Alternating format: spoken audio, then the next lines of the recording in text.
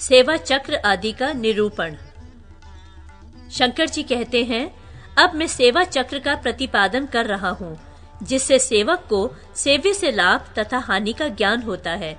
पिता, माता तथा भाई एवं स्त्री पुरुष, इन लोगों के लिए इसका विचार विशेष रूप से करना चाहिए। कोई भी व्यक्ति पूर्वोक्त व्यक्तियों में से किससे लाभ प्राप्त कर सकेगा, इसका ज्ञान वह उस सेवा चक्र से कर सकता है। सेवा चक्र का स्वरूप वर्णन करते हैं। पूर्व से पश्चिम को 6 रेखाएं और उत्तर से दक्षिण को 8 तिरछी रेखाएं खींचें। इस तरह लिखने पर 35 कोष्ठ का सेवा चक्र बन जाएगा। उसमें ऊपर के कोष्ठों में 5 स्वरों को लिखकर पुनः स्पर्श वर्णों को लिखें, अर्थात क से लेकर ह तक के वर्णों का न्यास करें। उसमें 3 वर्णों अणा को छोड़कर लिखें। नीचे वाले कोष्ठों में क्रम से सिद्ध, साध्य, सुसिद्ध, शत्रु तथा मृत्यु इनको लिखें। इस तरह लिखने पर सेवा चक्र सर्वांग संपन्न हो जाता है। इस चक्र में शत्रु तथा मृत्यु नाम के कोष्ठ में जो स्वर तथा अक्षर हैं, उनका प्रत्येक कार्य में त्याग कर देना चाहिए, किंतु सिद्ध, साध्य, सुसिद्ध, शत्रु तथा मृत्यु नाम वाले कोष्ठों में से किसी एक ही कोष्ठ में यदि सेव्य और सेवक के नाम का आदि अक्षर पड़े तो वह सर्वथा अशुभ है। इसमें द्वितीय कोष्ठ पोषक है, तृतीय कोष्ठ धनदायक है, चौथा कोष्ठ आत्मनाशक है, 5वां कोष्ठ मृत्यु देने वाला है। इस चक्र से मित्र, नौकर एवं बांधव से लाभ की प्राप्ति के लिए विचार करना चाहिए, अर्थात हम किससे मित्रता का व्यवहार करें कि मुझे उससे लाभ हो तथा किसको नौकर रखें जिससे लाभ हो, एवं परिवार के किस व्यक्ति से मुझे लाभ होगा, इसका विचार इस चक्र से करें। जैसे अपने नाम का आदि अक्षर तथा विचारणीय व्यक्ति के नाम का आदि अक्षर सेवा चक्र के किसी एक ही कोष्ठक में पड़ जाए तो वह शुभ है, अर्थात उस व्यक्ति से लाभ होगा, ये जाने। यदि पहले वाले 3 कोष्ठकों में से किसी एक में अपने नाम का आदि वर्ण पहले वाले 3 कोष्ठों में से किसी एक में पड़े और विचारणीय व्यक्ति के नाम का आदि अक्षर चौथे तथा 5वें में पड़े तो अशुभ होता है। चौथे तथा 5वें कोष्ठों में किसी एक में सेव्य के तथा दूसरे में सेवक के नाम का आदि वर्ण पड़े तो अशुभ ही होता है। अब अकारादि वर्णों तथा ताराओं के द्वारा सेव्य सेवक का विचार कर रहे हैं। अ वर्ग अ, ई, उ, ए, ओ का स्वामी देवता है। क वर्ग क, ख, ग, घ, ण का स्वामी दैत्य है। च वर्ग च, छ, ज, झ, ण का स्वामी नाग है। ट वर्ग ट, ठ, ड, ढ, ण का स्वामी गंधर्व है। त वर्ग त, थ, द, ध, न का स्वामी ऋषि है। प वर्ग प, फ, ब, भ, म का स्वामी राक्षस है।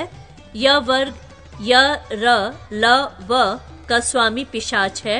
श वर्ग श, क्ष, स, ह का स्वामी मनुष्य है।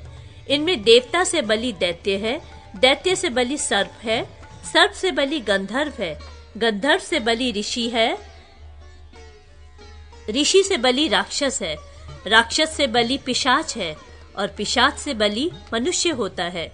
इसमें बलि दुर्बल का त्याग करे, अर्थात सेव्य, सेवक इन दोनों के नामों के आदि अक्षर के द्वारा बलि वर्ग तथा दुर्बल वर्ग के ज्ञान करके बलि वर्ग वाले दुर्बल वर्ग वाले से व्यवहार न करें। एक ही वर्ग के सेव्य तथा सेवक के नाम का आदि वर्ण रहना उत्तम होता है। अब मैत्री विभाग संबंधी तारा चक्र को सुनो। पहले नाम के प्रथम अक्षर के द्वारा नक्षत्र जान ले, फिर 9 ताराओं की 3 बार आवृत्ति करने पर 27 नक्षत्रों की ताराओं का ज्ञान हो जाएगा। इस तरह अपने नाम के नक्षत्र का तारा जान ले। 1 जन्म, 2 संपत, 3 विपत, 4 क्षेम, 5 प्रत्ययरी, 6 साधक, 7 वध, 8 मैत्र, 9 अति मैत्र, ये 9 ताराएं हैं। इनमें जन्म तारा अशुभ, संपत तारा अति उत्तम और विपत तारा निष्फल होती है। क्षेम तारा को प्रत्येक कार्य में लेना चाहिए। प्रत्ययरी तारा से धन क्षति होती है। साधक तारा से राज्य लाभ होता है। वध तारा से कार्य का विनाश होता है। मैत्र तारा मैत्री कारक है और अति मैत्र तारा हित कारक होती है। विशेष प्रयोजन जैसे सेव्य रामचंद्र, सेवक हनुमान, इन दोनों में भाव कैसा रहेगा, इसे जानने के लिए हनुमान के नाम के आदि वर्ण ह के अनुसार पुनर्वसु नक्षत्र हुआ तथा राम नाम के आदि वर्ण रा के अनुसार नक्षत्र चित्रा हुआ। पुनर्वसु से चित्रा की संख्या 8वीं हुई। इस संख्या के अनुसार मैत्र नामक तारा हुई। अतः इन दोनों की मैत्री परस्पर कल्याण कर होगी, यो जानना चाहिए। अब तारा चक्र कहते हैं। प्रिय, नामाक्षरों के स्वरों की संख्या में वर्णों की संख्या जोड़ दें, उसमें 20 का भाग दें। शेष से फल को जाने, अर्थात स्वल्प शेष वाला व्यक्ति अधिक शेष वाले व्यक्ति से लाभ उठाता है।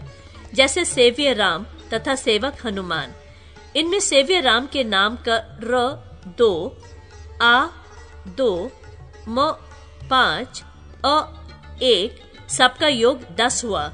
इसमें 20 से भाग दिया तो शेष 10 सेव्य का हुआ तथा सेवक हनुमान के नाम का ह 4, अ 1, न 5, उ 5, म 5, आ 2, न 5 सबका योग 27 हुआ। इसमें 20 का भाग दिया तो शेष 7 सेवक का हुआ। यहाँ पर सेवक के शेष से सेव्य का शेष अधिक हो रहा है, अतः हनुमान जी राम जी से पूर्ण लाभ उठाएंगे, ऐसा ज्ञान होता है। अब नामाक्षरों में स्वरों की संख्या के अनुसार लाभ हानि का विचार करते हैं। सेव्य सेवक दोनों के बीच जिनके नामाक्षरों में अधिक स्वर हो वह धनी है तथा जिसके नामाक्षरों में अल्प स्वर हो वह ऋणी है। धन स्वर मित्रता के लिए तथा ऋण स्वर दासता के लिए होता है। इस प्रकार लाभ तथा हानि की जानकारी के लिए सेवा चक्र कहा गया। मेष मिथुन राशि वालों में प्रीति, मिथुन सिंह राशि वालों में मैत्री तथा तुला सिंह राशि वालों में महामैत्री होती है, किंतु धनु कुंभ राशि वालों में मैत्री नहीं होती। अतः इन दोनों को परस्पर सेवा नहीं करनी चाहिए। मीन वृष, वृष कर्क, कर्क कुंभ, कन्या वृश्चिक, मकर वृश्चिक, मीन मकर राशि वालों में मैत्री तथा मिथुन कुंभ, तुला मेष राशि वालों की परस्पर महामैत्री होती है। वृष वृश्चिक में परस्पर वैर होता है। मिथुन धनु, कर्क मकर, मकर कुंभ, कन्या मीन राशि वालों में परस्पर प्रीति रहती है। अर्थात उपर्युक्त दोनों राशि वालों में सेव्य सेवक भाव तथा मैत्री व्यवहार एवं कन्या वर्ग का संबंध सुंदर तथा शुभप्रद होता है।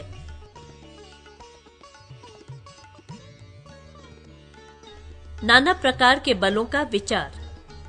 शंकर जी कहते हैं, अब सूर्यादि ग्रहों की राशियों में पैदा हुए नवजात शिशु का जन्म फल क्षेत्राधिप के अनुसार वर्णन करूंगा। सूर्य के ग्रह में अर्थात सिंह लग्न में उत्पन्न बालक समकाय, कभी कृशांग, कभी स्थूलांग, गौरवर्ण, पित्त प्रकृति, लाल नेत्रों वाला, गुणवान तथा वीर होता है। चंद्र के ग्रह में अर्थात कर्क लग्न का जातक भाग्यवान तथा कोमल शरीर वाला होता है। मंगल के ग्रह में अर्थात मेष तथा वृश्चिक लग्नों का जातक वात रोगी तथा अत्यंत लोभी होता है। बुध के ग्रह में अर्थात मिथुन तथा कन्या लग्नों का जातक बुद्धिमान, सुंदर तथा मानी होता है। गुरु के ग्रह में अर्थात धनु तथा मीन लग्नों का जातक सुंदर और अत्यंत क्रोधी होता है। शुक्र के ग्रह में अर्थात तुला तथा वृष लग्नों का जातक त्यागी, भोगी एवं सुंदर शरीर वाला होता है। शनि के ग्रह में अर्थात मकर तथा कुंभ लग्नों का जातक बुद्धिमान, सुंदर तथा मानी होता है। सौम्य लग्न का जातक सौम्य स्वभाव का तथा क्रूर लग्न का जातक क्रूर स्वभाव का होता है। गौरी, अब नाम राशि के अनुसार सूर्यादि ग्रहों का दशा फल कहता हूँ। सूर्य की दशा में हाथी, घोड़ा, धन धान्य, प्रबल राज्य लक्ष्मी की प्राप्ति तथा धनागम होता है। चंद्रमा की दशा में दिव्य स्त्री की प्राप्ति होती है।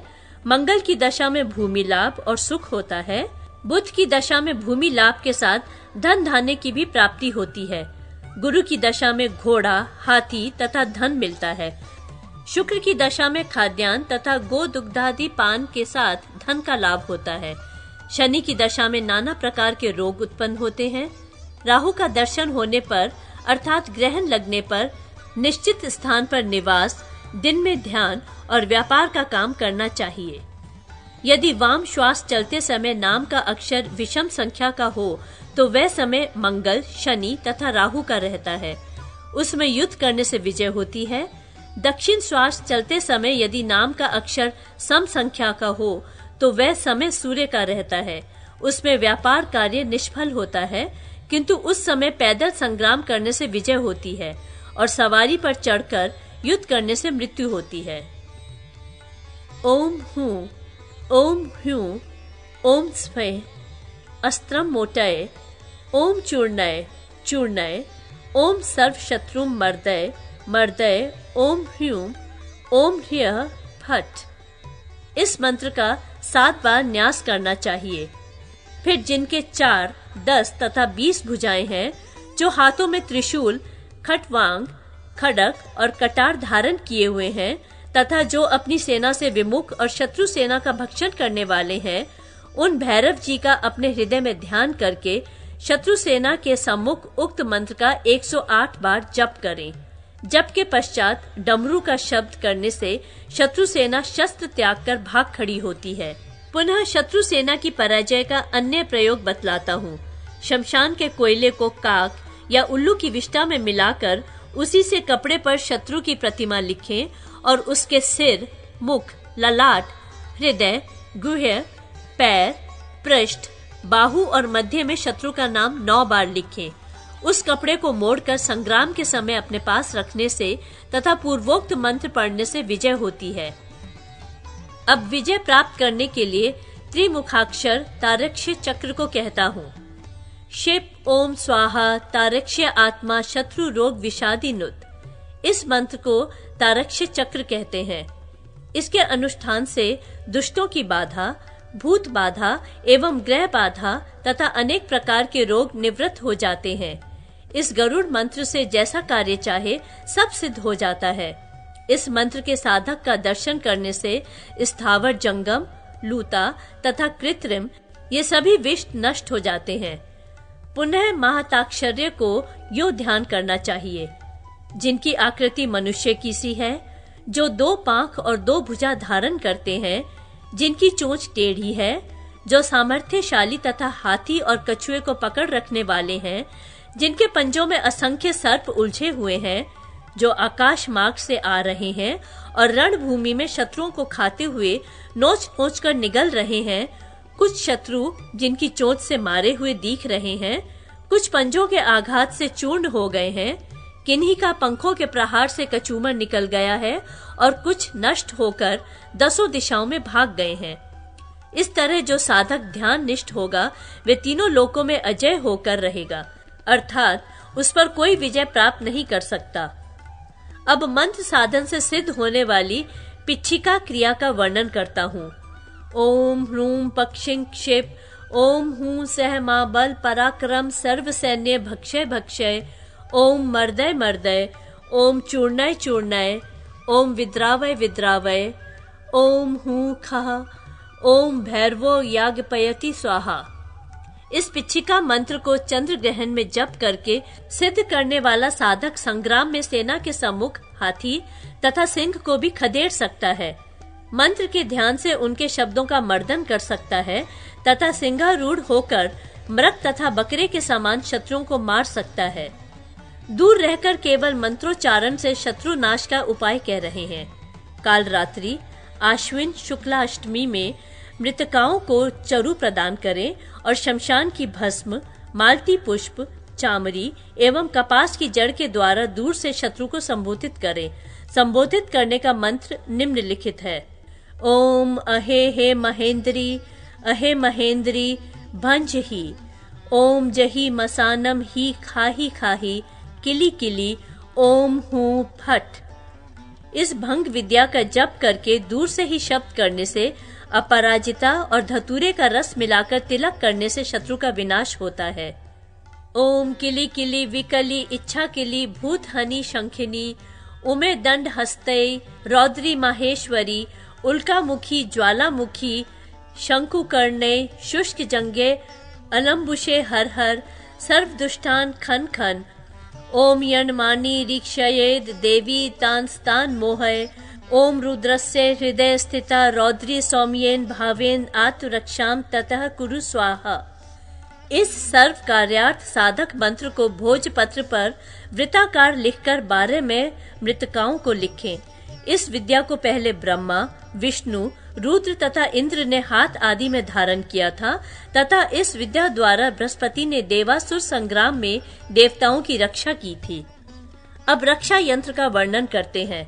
रक्षा रूपिणी नारसिंही, शक्ति रूपा भैरवी तथा त्रैलोक्य मोहिनी गौरी ने भी देवासुर संग्राम में देवताओं की रक्षा की थी। अष्टदल कमल की कर्णिका तथा दलों में गौरी के बीज ह्री मंत्र से संपुटित अपना नाम लिखते। पूर्व दिशा में रहने वाले प्रथमादि दलों में पूजा के अनुसार गौरी जी की अंग देवताओं का न्यास करें। इस तरह लिखने पर शुभे रक्षा यंत्र बन जाएगा।